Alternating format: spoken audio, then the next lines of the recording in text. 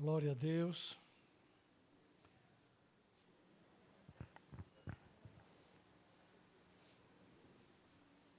Nesta manhã, eu vou tirar novamente a máscara, porque vocês estão bem distantes de mim. E o som sai melhor desta forma. Esta manhã, o pastor Geiel, estou profetizando, já facilitou o meu trabalho aqui, quando ele leu Provérbios 11:11. Glória a Deus.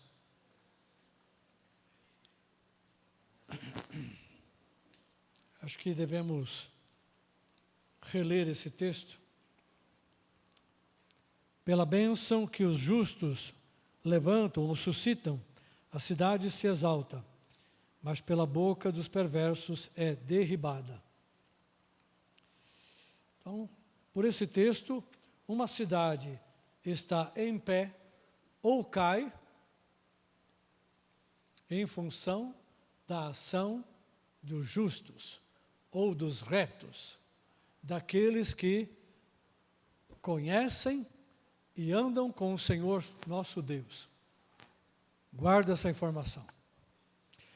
Eu quero falar um pouco hoje sobre um chamado e um alerta que eu creio o Espírito Santo colocou no meu coração esta semana. Um chamado e um alerta para a igreja. Eu quero ler aqui o verso 18 do capítulo 26 de Atos. Atos 26, versículo 18. Eu vou contextualizar para que você possa entender melhor. Paulo aqui está falando, ele está se defendendo das perseguições, que os judeus estão fazendo para ele, porque ele foi preso, e ele está explicando como ele foi alcançado por Jesus. O que aconteceu? Está dando o seu testemunho perante as autoridades romanas, ali na Palestina, não foi em Roma. E no meio deste testemunho, ele explica como foi o encontro dele com Jesus, que está relatado lá em Atos capítulo 9. Mas há algumas coisas lá que Lucas não escreveu no capítulo 9 sobre esse encontro, mas ele escreve aqui em Atos 26, também em Atos 22, você vai encontrar algo semelhante. Mas aqui o Lucas está descrevendo algo que Jesus falou para Paulo, acerca do chamado dele. Por que Jesus alcançou a vida de Paulo? Que era um perseguidor dos cristãos, e se converteu, e se tornou um ardoroso defensor e propagador da fé cristã. Então, no versículo 18, Jesus diz para ele, contando o que Jesus disse, está relatado aqui no verso 18,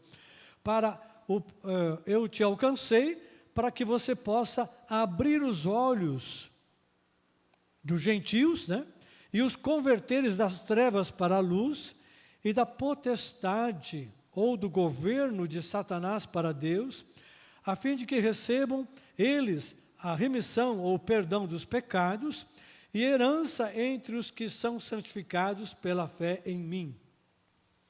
Essa é a versão Almeida, revista atualizada. Agora eu vou ler o mesmo texto na Bíblia Viva, que é uma paráfrase, uma linguagem atual, para você ver algumas diferenças aqui que podem ajudar a entender o que o Senhor Jesus estava propondo para ele. Então, no versículo 17, ele diz, eu te alcancei a fim de abrir os olhos deles, dos gentios, para a sua verdadeira situação, para que eles possam se converter e viver na luz de Deus, em lugar de viverem na escuridão de Satanás, para que possam receber o perdão dos seus pecados e a herança eterna, juntamente com todos aqueles cujos pecados são purificados e que são separados pela fé em mim. Então, rapidamente, vamos destrinchar isso. Jesus estava dizendo: eu te alcancei e vou te enviar, especialmente para os gentios, né? Ele ia dar testemunho da sua fé aos judeus, mas eu vou te enviar especialmente aos gentios, para que você fale para eles, abra os olhos deles, para a verdadeira situação deles. Estão perdidos, são adoradores de deuses e de ídolos falsos, não têm vida, não têm razão de viver, não têm um sentido na vida. Vivem debaixo da injustiça, promovem a injustiça, praticam a injustiça, vivem na perversidade, estão no meio de uma geração perversa e participam dessa perversidade. Querem ter paz, mas como ter paz vivendo desta maneira? Então, primeiro ponto da agenda de Jesus para o apóstolo Paulo, como uma testemunha de Cristo, foi: você vai abrir os olhos deles, vai falar que tipo de vida eles estão vivendo e por que eles estão vivendo assim. Porque Deus está ausente da vida deles, eles estão longe do Senhor. E o propósito é que eles caiam em si, se arrependam desse tipo de vida, longe de Deus, e se convertam para deixar as trevas, a escuridão de uma vida moral e espiritual vazia, perniciosa, né? Para viver na luz de Deus, na verdade, na justiça, no amor, na fé, na esperança de Deus. Desta maneira, eles vão ter os seus pecados perdoados, vão ser purificados e vão receber herança eterna entre aqueles que são santificados pela fé em mim, disse Jesus. A herança tem dois aspectos. Primeiro, é que aqui na terra, enquanto vivermos aqui nesta carne, andando com o Senhor, já somos galardoados, porque recebemos das bênçãos do Senhor e dos valores espirituais, das riquezas espirituais do reino de Deus, que inclui a justiça, a santidade, a fé, a verdade, o amor, a esperança, os valores espirituais, né? Os valores do caráter de Cristo, os valores da natureza de Deus, ou da natureza de Cristo, e assim por diante. Somos transformados debaixo do primeiro dom que Deus nos dá, que é a sua graça, porque mediante a graça somos alcançados, perdoados, né? Libertos e promovidos a santuário do Deus Altíssimo, de tal maneira que o Espírito Santo passa a habitar em nós. Então, essas são riquezas, são valores, né? Já faz parte da herança. E o primeiro, como eu disse, é a graça. E o segundo é a presença do Espírito Santo em nós. Pois bem, aí ele fala os 3 pontos, né? Abrir os olhos, convertê-los das trevas para a luz, a fim de que recebam perdão dos pecados e tenham paz, a única paz que vem de Deus, aquela que excede todo o entendimento, que permanece, né?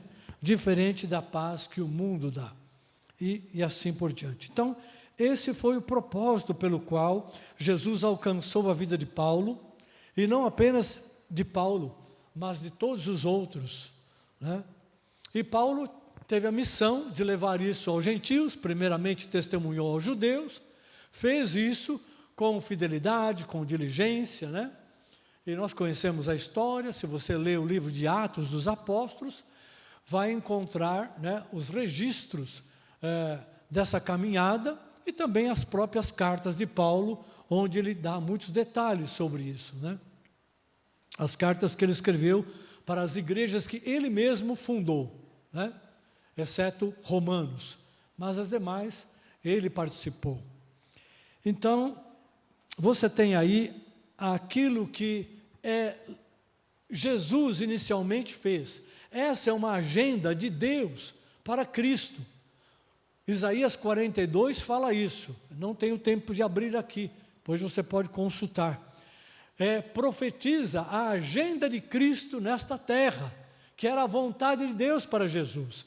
Jesus cumpriu essa agenda. Ele fez isso. Isaías 61, de 1 a 2, também fala do ministério de Cristo, né, aqui na terra.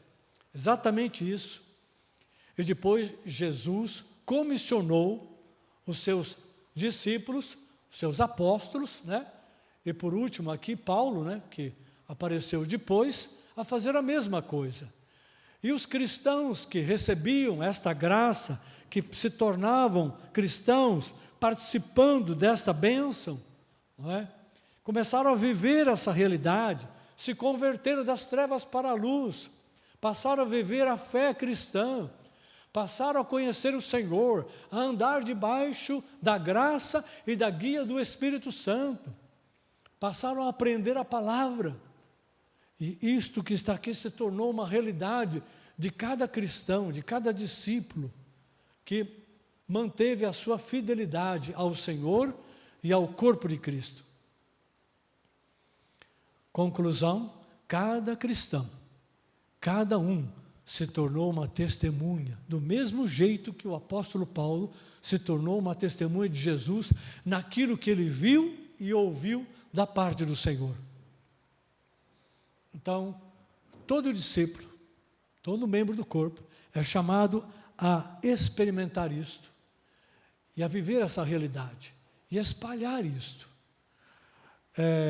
O que está concentrado aqui no versículo 18 de Atos 26, nós podemos encontrar em alguns outros versos. Eu vou pincelar aqui para que você entenda a importância disso. Em 1 Pedro 2,9, ele diz: vós, porém, sois raça eleita, sacerdócio real, nação santa, povo de propriedade exclusiva de Deus, a fim de proclamardes, ou espalhardes, ou testemunhardes as virtudes daquele que vos chamou das trevas para a sua maravilhosa luz. Está aí o elemento que Jesus falou. Colossenses 1, 13 e 14. Eu vou ler o 14. Ele nos libertou do império das trevas e nos transportou para o reino do Filho do seu amor, no qual temos a redenção, a remissão dos pecados. Na verdade, eu li os dois versos. Ele nos transportou, nos libertou do império das trevas e nos transportou para o reino do seu Filho amado, em quem nós temos a redenção. Está aí o outro aspecto que Jesus falou. Gálatas 1, 4 e 5 diz: o qual, falando de Jesus, né? Ele se entregou a si mesmo por nossos pecados, para nos desarraigar ou nos arrancar deste mundo perverso, segundo a vontade do nosso Deus e Pai, a quem seja a glória pelos séculos dos séculos. Amém. Jesus nos arrancou deste mundo perverso, segundo a vontade do nosso Deus e Pai. Aleluia! Nós não somos mais do mundo, não pertencemos ao mundo, não estamos mais plantados no mundo de modo a ser guiado pelo mundo, abastecido pelo mundo, guiado pela sabedoria do mundo. Temos que fazer as coisas que o mundo faz. Não, Jesus nos tirou do império das trevas que está neste mundo para o seu reino. Vivemos neste mundo, mas não mais debaixo da potestade ou do governo de Satanás. Vivemos neste mundo, mas não pertencemos mais a este mundo. Eu não sei porque os irmãos estão tão calados, né? Eu poderia ouvir um amém, porque eu sei que isso é uma realidade para vocês, não é? Muito bem. Então, separei esses 3 versos, ou esses 3 textos, que mostram um pouquinho dessa realidade que Paulo está espalhando. Mas eu também quero, juntamente com essa agenda que Jesus deu para Paulo e para a igreja, né, e que chega até nós, porque essa é a realidade que você e eu vivemos. A realidade aqui do versículo 18. Sim ou não? Você foi alertado acerca desse mundo, do tipo de vida que você vivia antes de Cristo entrar na sua vida, sim ou não? Você não foi obrigado a receber a Cristo como Senhor. Você não foi obrigado a engolir a palavra de Deus e dizer, eu confesso, sou um pecador, eu aceito. Você não foi torturado por alguém da igreja ou de qualquer outro lugar para se tornar um cristão, sim ou não? Não foi. Você compreendeu qual era a sua situação e você desejou sair das trevas para a luz, desejou deixar de ser guiado pelos espíritos enganadores, pela mentira, pela vaidade, pela perversidade deste mundo, pela idolatria, pela imoralidade, pela mentira, pelo engano. Você deixou, falou, não quero mais andar nesse caminho. Eu quero viver na justiça, eu quero viver na paz. E aí Deus te perdoou os teus pecados, te libertou do poder do pecado, te purificou e te tornou uma vida em que sua vida, seu corpo se tornou santuário do Espírito Santo. E agora Ele te conduz pelo Espírito e você aprende através da palavra de Deus, da verdade de Deus. E é envolvido na atmosfera do amor de Deus, da graça do Senhor. Aleluia.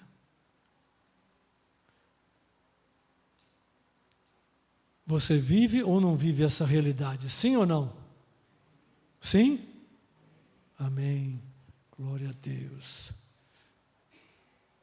Eu não sei porque vocês estão tão tímidos para falar isso. Será que vocês estão achando que eu vou levar vocês para algum beco sem saída? Será que vocês acham que eu estou armando alguma coisa para vocês? Se vocês desconfiam, tenha certeza. Não precisa desconfiar de mim, não. Tenha certeza que eu estou fazendo isso mesmo. Aleluia. Glória a Deus. Quero, juntamente com isso, dar um alerta para vocês. O alerta vem do Espírito Santo para o meu coração, eu estou transferindo para você. Em Lucas capítulo 21, verso 33 a 36, Jesus está falando acerca dos últimos tempos, de como aconteceria coisas assim, estranhas, né? Que iriam deixar as pessoas abaladas, né? Tinham coisas relacionadas lá com Israel, né? Com a cidade de Jerusalém, mas tem também com respeito à segunda vinda de Jesus, à volta de Jesus, né? E aí ele diz assim, passará o céu e a terra, porém as minhas palavras não passarão.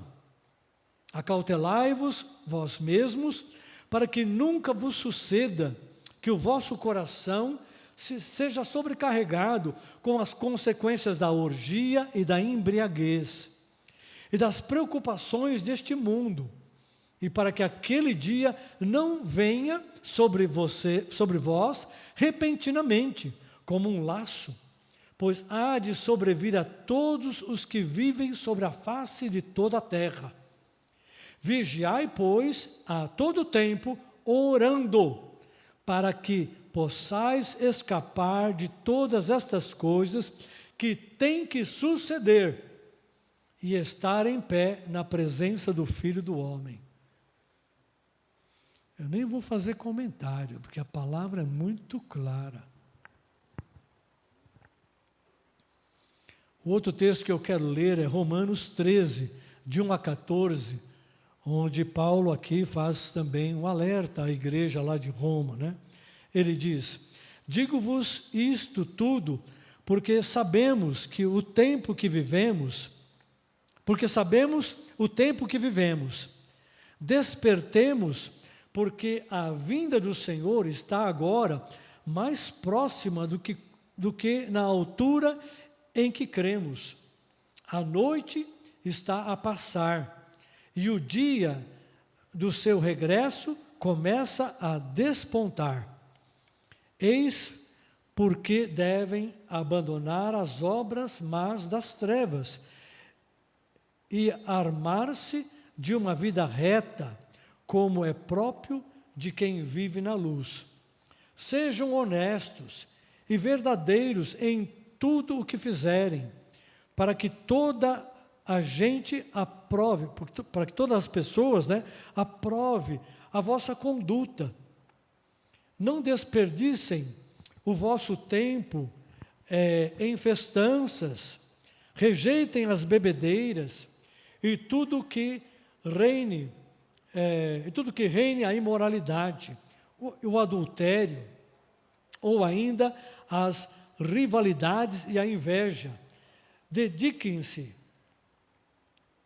ou melhor, identifiquem-se com a vida nova do Senhor Jesus Cristo e não pensem na maneira de dar lugar aos vossos maus desejos.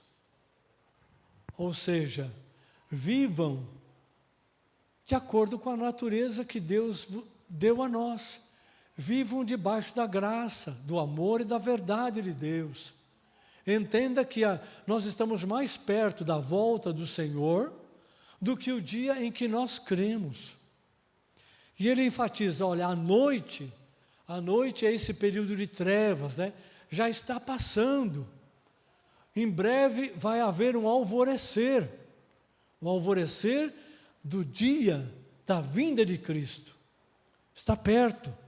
Então, vivam, andem de tal maneira que ninguém possa falar mal de vocês, que ninguém possa dizer que vocês são injustos, são fraudadores, violentos, que vocês têm um mau testemunho perante as pessoas desta terra. Não tenham mau testemunho. Vivam de forma que você possa ter um bom testemunho. E além do mais, não deem ocasião à carne, não vivam pela carne. Não se entreguem à vida imoral, de festança, de bebedices, de orgias. Não vivam com rivalidade, com briguinhas, com invejas, com ciumeiras. Não deem lugar na carne, não deem lugar aos maus desejos que brotam muitas vezes no coração e que não vêm do Senhor. Então Paulo está fazendo um alerta aqui no sentido de que é tempo de viver de uma maneira que agrade ao Senhor, e que glorifique a Deus, mas também que faça bem, não apenas a si próprio, a sua família, mas que produzam bem para os irmãos da fé e para as pessoas que você convive neste mundo. Voltando aqui agora àquele texto que o Geiel leu, falando de que quando o justo, pela bênção dos retos, pela bênção que os retos suscitam ou levantam, produzem, a cidade se exalta, mas pela boca dos perversos ela é derribada.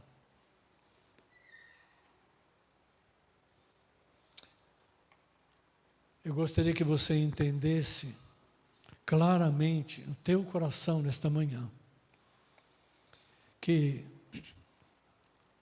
a salvação que chegou a nós e que Jesus está desenvolvendo através do ministério do Espírito Santo, com a ajuda da igreja, dos líderes espirituais, esta salvação promove uma vida de bênção, promove uma transformação. Jesus não coloca pano novo em remendo velho, não coloca remendo novo em pano velho. Jesus faz tudo novo. Quando você foi alcançado, Ele te tornou uma nova criatura, uma nova criação. Você nasceu do Espírito. Você nasceu da palavra. E tudo aquilo que Ele faz é novo. É uma nova construção, uma nova vida. É um ser novo, que tem uma identidade que Deus nos dá. O nosso Pai nos deu uma identidade nova. Somos filhos de Deus, mas cada filho tem uma identidade própria. Porque Deus é pródigo, Ele é abundante em tornar cada um com as suas próprias características. Mas todos nós provamos da mesma graça, do mesmo amor, todos nós cultivamos a mesma fé, né? Todos nós temos a mesma esperança, todos nós bebemos do mesmo Espírito, todos nós temos a mesma unção, passamos pelo mesmo batismo, somos participantes ativos do mesmo corpo, somos servos igualmente, servos, servas, tanto faz, né? De Jesus. Aleluia. Glória a Deus. E o propósito de Jesus, quando Ele falou com os discípulos, me é dada toda a autoridade nos céus e na terra. Ide, portanto, e fazei discípulos de todas as nações, batizando-os em nome do Pai, do Filho e do Espírito Santo, ensinando-os a guardar tudo o que eu vos ordenei. E eis que estou convosco até os confins dos séculos, né? Quando Jesus ainda falava com os discípulos, lá em Atos capítulo 1, 8, ele diz, olha, há coisas que o Pai reservou para a sua própria autoridade. Porque perguntaram para Jesus se Ele ia restaurar a nação de Israel, né? O governo de Israel, naquela época. Falou, olha, isso pertence à autoridade do Pai. Mas uma coisa vocês devem saber, o Pai enviará o Espírito Santo para que vocês se tornem minhas testemunhas. E vocês vão testemunhar aqui em Jerusalém, na Judeia, em Samaria,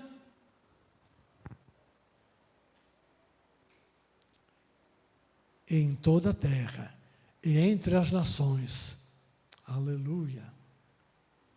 Então, naquele momento, Jesus deixou claro para eles, olha, o Espírito Santo virá, ele será derramado, e vocês vão receber poder. Poder é, vamos dizer assim, uma graça maior de Deus, né? Um revestimento de Deus. Porque quem recebe Jesus, quem se converte ao Senhor, o Espírito Santo passa a habitar nele, para que ele seja guiado, porque Deus guia os filhos e filhas. Mas o revestimento de poder, ou o batismo com o Espírito Santo, não é? É para dar esse revestimento, essa força, te encher do Espírito, de tal maneira que, fortalecido, revestido do Espírito, você tem a coragem, a ousadia de testemunhar daquilo que você vê, ouve e vive, da realidade que você já participa. Você já chegou a entender que este mundo sem Deus está morto. A Bíblia diz que o mundo jaz no maligno. Esse mundo está perdido. Vive na perversidade, na maldade, na idolatria. Vamos esticar essa lista, né? Você já sabe. E você já disse, eu não quero mais viver nesse mundo. Eu não quero mais viver essa vida. Todos nós somos claros com o Senhor nesse sentido.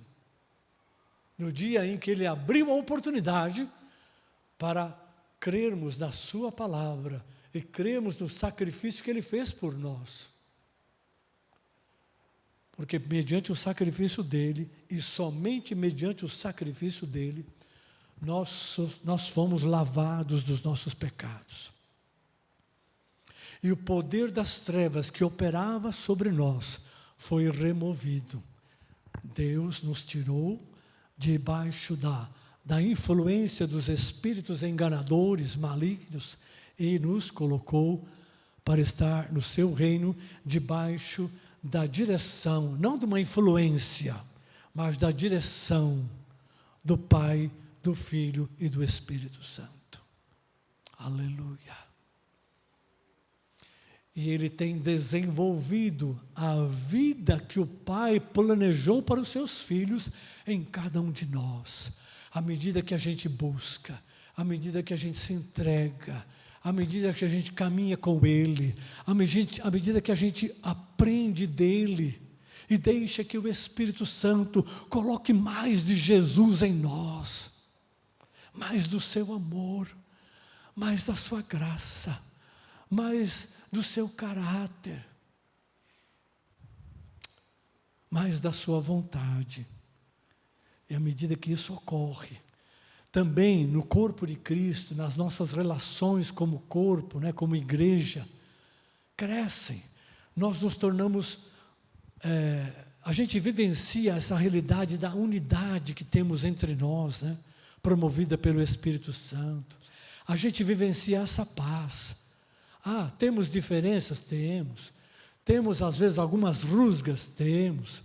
Temos algumas dificuldades, às vezes, de conviver? Temos. Mas Jesus é tão bom que, com o auxílio do Espírito Santo e dos nossos líderes, a gente aprende a tirar as diferenças, a perdoar, a suportar, a tolerar, a compreender, com base no amor de Deus. Não com base na vaidade, no orgulho, né, da nossa carne, mas na base do amor de Deus. E a gente volta na paz. A gente anda podendo sorrir um para o outro, olhar um para o outro, olho no olho, sem medo, sem rancor, sem malquerência, sem ficar maldizendo por trás acerca deste ou daquele. Por quê? Porque o Espírito Santo está trabalhando no nosso coração. Ele quebranta as nossas vidas. Ele move dentro de nós. Então a gente aprende a andar naquele tipo de vida que agrada ao Pai, que é da vontade de Jesus, e que o Espírito dia a dia trabalha em nós para que a gente produza, para que a gente frutifique. E esse tipo de vida em Deus, debaixo do Espírito e da ação da palavra, dá fruto, porque vem de Deus, é a própria vida de Deus. O próprio Jesus disse lá em João capítulo 7, verso 37 e 38, ele disse que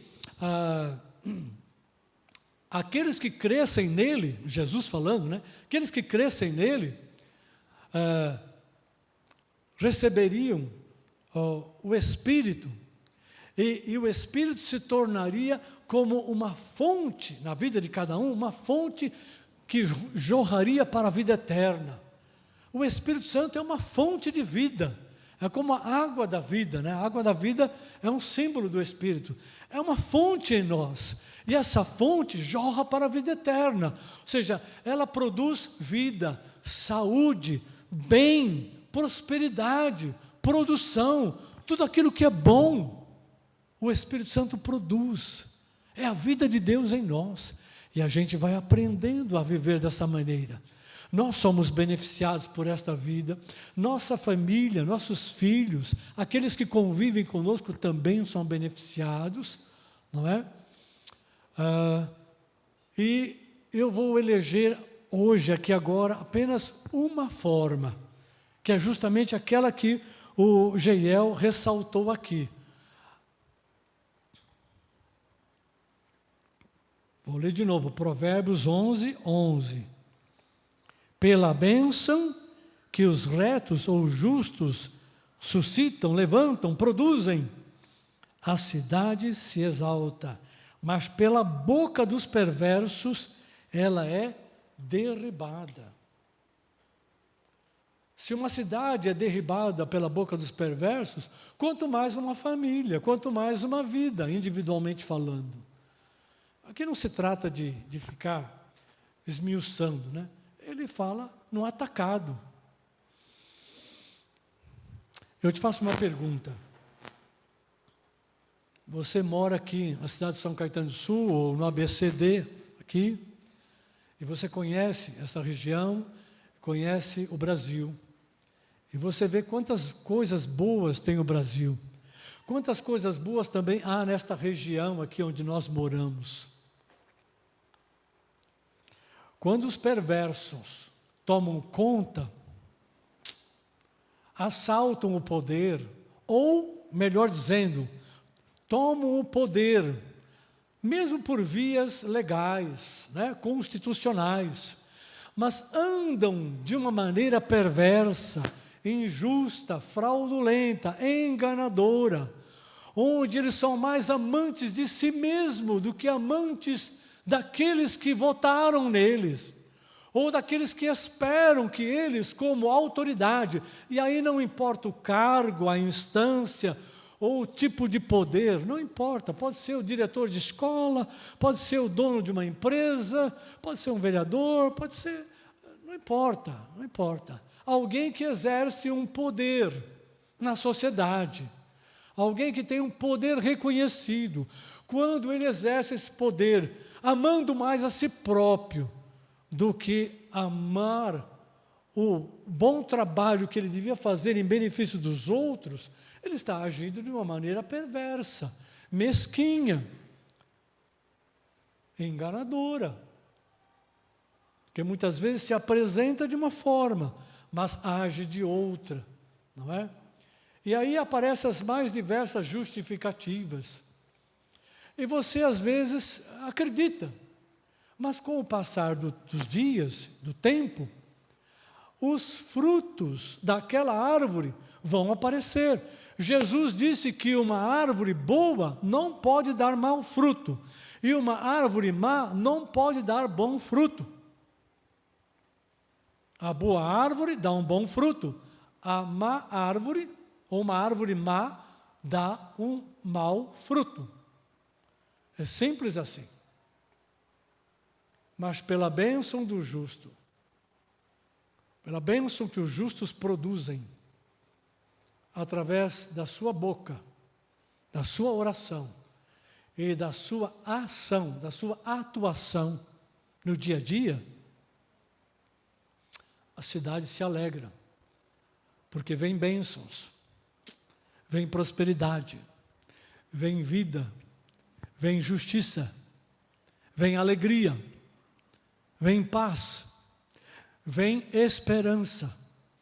Eu não vou ler porque eu não tenho tempo agora, mas leia depois Atos capítulo 8, ali onde está falando da passagem de Filipe pela cidade de Samaria. Veja lá o que está escrito. Então, quando o justo governa, esse é um outro verso, o povo se alegra. Mas quando ocorre o contrário, o povo geme. Geme mesmo. Geme mesmo. Então, queridos, a minha proposta nesta manhã, aquilo que Jesus falou para o apóstolo Paulo, ou para Paulo ali, e disse que ele devia fazer aos gentios, é a missão da igreja. É a nossa missão como igreja. É a nossa missão como família de Cristo, de Deus. É a nossa missão como servos e servas do Senhor.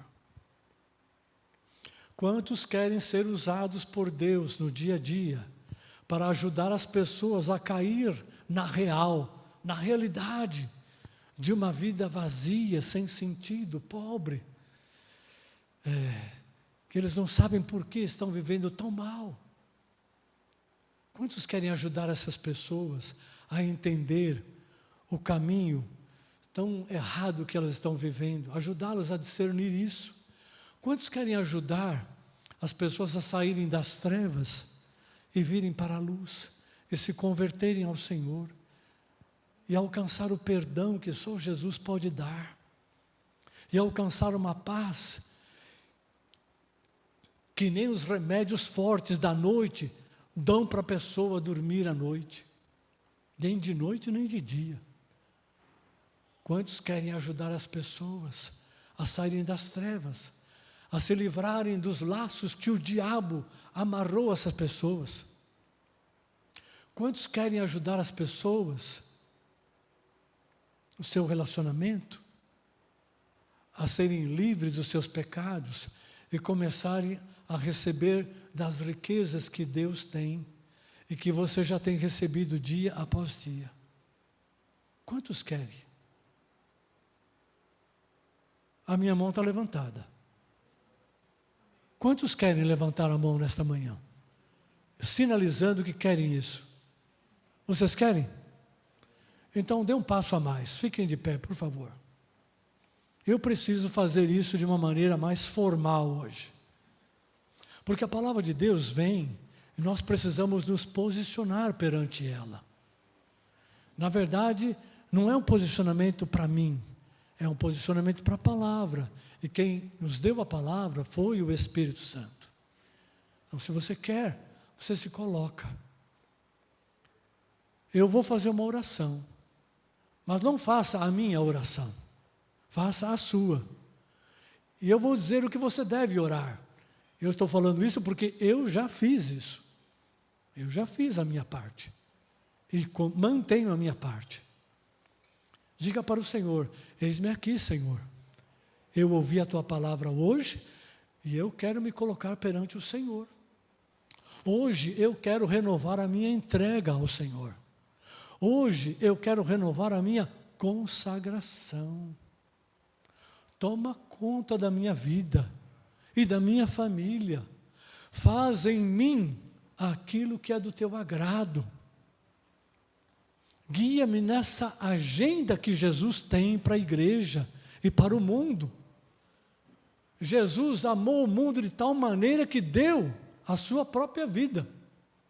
Então eu quero ajudar, eu quero cooperar para que o Senhor alcance outras pessoas. Me guia nesse negócio, me guia nesse propósito. Amém? Faça essa oração enquanto eu oro aqui. Querido Pai, em nome de Jesus, nós te louvamos e agradecemos por este tempo. Te agradecemos pelo teu amor que tem nos conduzido até aqui. Liberamos a tua palavra, Senhor. Agora, querido Espírito Santo, opera a tua vontade. Faz a tua obra no coração de cada um dos teus filhos que aqui estão, no meu próprio coração e no coração daqueles que estão nos acompanhando pelas redes sociais. Glorifica o nome de Jesus em nosso meio e através da nossa vida, do nosso falar e do nosso agir. De tal forma que o Pai se agrade de nós, que o Pai se agrade do teu povo neste lugar, e que venha à luz muitos frutos, porque em Cristo Jesus o Senhor nos tornou uma árvore boa, de uma semente boa. O Senhor nos tornou uma árvore frutífera, abençoadora. Olha para cada um de nós, Senhor. Usa as nossas mãos, bocas e coração, para que nós possamos abençoar a cidade, abençoar as cidades e esta nação, e como abençoadores levar a tua salvação, a tua palavra, Senhor, para que a obra do Senhor seja realizada neste tempo e nesta geração, em nome do Senhor Jesus Cristo, para a glória de Deus Pai, Deus Filho e do Deus Espírito Santo. Amém, Jesus. Glória a Deus e diga um amém para o Senhor. Amém. Aleluia, glória a Deus.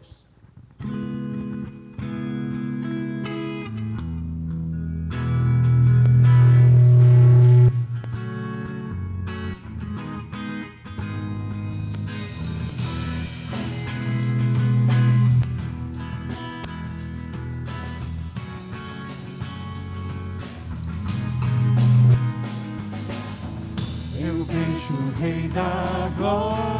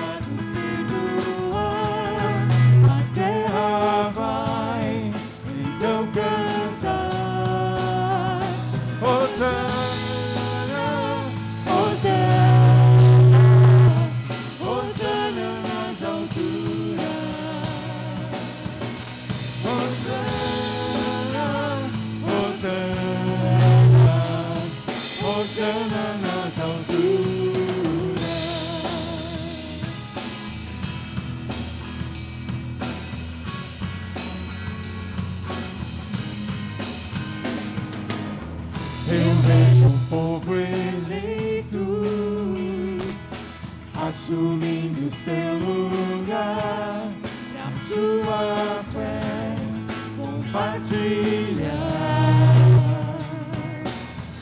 Eu vejo avivamento quando o seu povo orar e te buscar, e te buscar. Hosana, Hosana, Hosana nas alturas. Hosana.